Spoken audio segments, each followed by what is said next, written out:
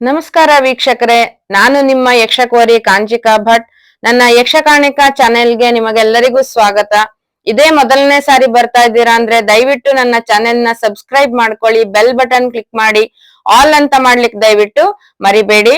ನೋಡಿ, ನಾನ್ ಇವತ್ತು ಒಂದು ವಿಶೇಷವಾದ ವಿಡಿಯೋ ತೋರಿಸ್ತಾ ಇದ್ದೇನೆ. ಅದೇನು ಅಂತಂದ್ರೆ, ಒಂದು ಯಕ್ಷಗಾನದಲ್ಲಿ ಒಂದು ಪೊಗಡೆ ವೇಷ ಅಂದ್ರೆ ಕೃಷ್ಣನ ವೇಷ, ರಾಜಕುಮಾರರ ವೇಷದ ಮುಖವರ್ಣಿಕೆ ಹೇಗಿರ್ತದೆ ಅಂತ ನೋಡಿ. ಇದು ಲಾಸ್ಟ್ ವಿಡಿಯೋದಲ್ಲಿ ನಾನು ತೋರಿಸಿದ್ದೆ. ಇನ್ನೊಂದು ಭಾಗದಲ್ಲಿ ಬೇಸ್ ಹೆಂಗ್ ಮಾಡ್ಕೊಳ್ತಾರೆ, ಆಮೇಲೆ ಹುಬ್ಬು ನಾಮ ಎಲ್ಲ ಯಾವ ರೀತಿ ಬರ್ತದೆ ಅಂತ ಅದನ್ನ ನೋಡಿಲ್ಲ ಅಂದ್ರೆ ನೀವು ನೋಡ್ಕೊಂಡ್ ಬನ್ನಿ.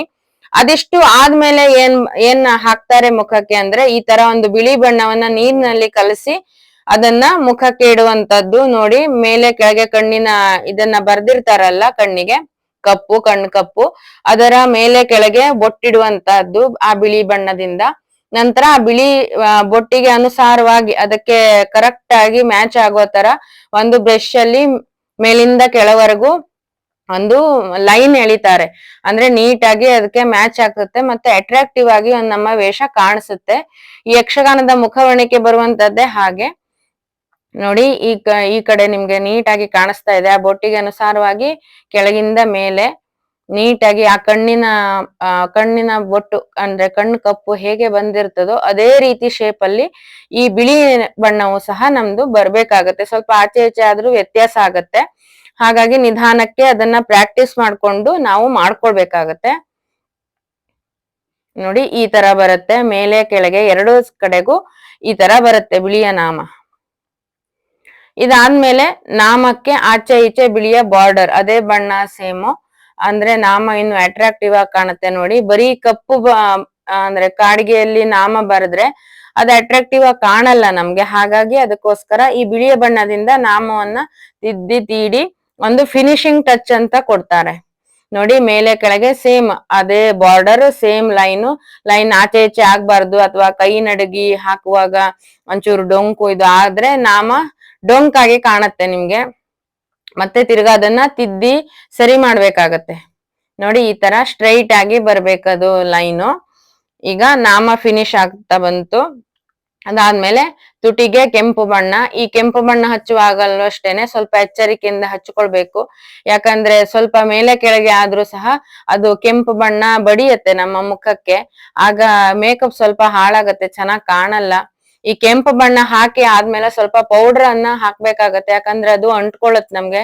ಅದು ಆ ಕೆಂಪು ಬಣ್ಣವನ್ನ ಎಣ್ಣೆಯಲ್ಲಿ ಕಲಸಿ ಹಚ್ಕೊಳ್ಳುವಂತಹದ್ದು ತುಟಿಗೆ. ಆದ್ರಿಂದ ಅದು ಅಂಟ್ಕೊಳ್ಬಾರ್ದು ಅನ್ನೋ ಉದ್ದೇಶಕ್ಕೆ ಸ್ವಲ್ಪ ಪೌಡರ್ ಅನ್ನ ಹಾಕಿ ಅದನ್ನ ಟಚ್ ಕೊಡ್ಬೇಕು.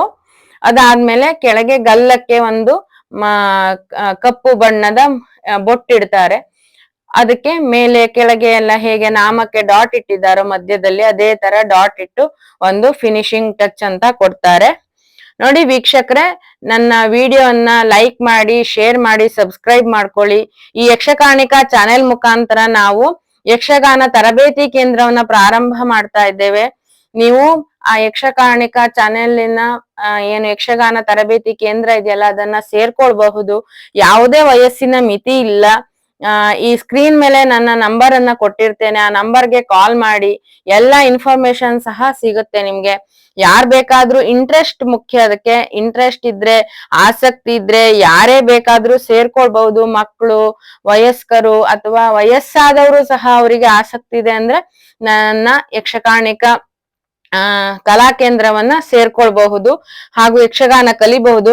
ಇನ್ನೊಂದೇನು ಅಂದ್ರೆ, ಈ ಯಕ್ಷಗಾನ ಆನ್ಲೈನ್ ಮತ್ತೆ ಆಫ್ಲೈನ್ 2 ಕ್ಲಾಸಸ್ ಇರುತ್ತೆ. ನೀವು ಎಲ್ಲಿಂದ ಸಹ ನನ್ನ ಜಾಯಿನ್ ಆಗ್ಬಹುದು. ಇಂಟ್ರೆಸ್ಟ್ ಬಹಳ ಮುಖ್ಯ ವೀಕ್ಷಕರೇ. ಹಾಗಾಗಿ ಈ ನಮ್ಮ ಯಕ್ಷಕಲಾ ಕೇಂದ್ರವನ್ನ ಜಾಯಿನ್ ಆಗಿ ಯಕ್ಷಗಾನನ ಉಳಿಸಿ, ಯಕ್ಷಗಾನವನ್ನ ಬೆಳೆಸಿ. ಈ ಯಕ್ಷಗಾನ ಒಂದು ಒಳ್ಳೆಯ ಕಲೆ ಅಂತ ಹೇಳ್ತಾ ವೀಕ್ಷಕರೇ, ಧನ್ಯವಾದಗಳು. ನನ್ನ ಚಾನೆಲ್ನ ಸಬ್ಸ್ಕ್ರೈಬ್ ಮಾಡ್ಕೊಳ್ಳಿಕ್ಕೆ ಮರಿಬೇಡಿ.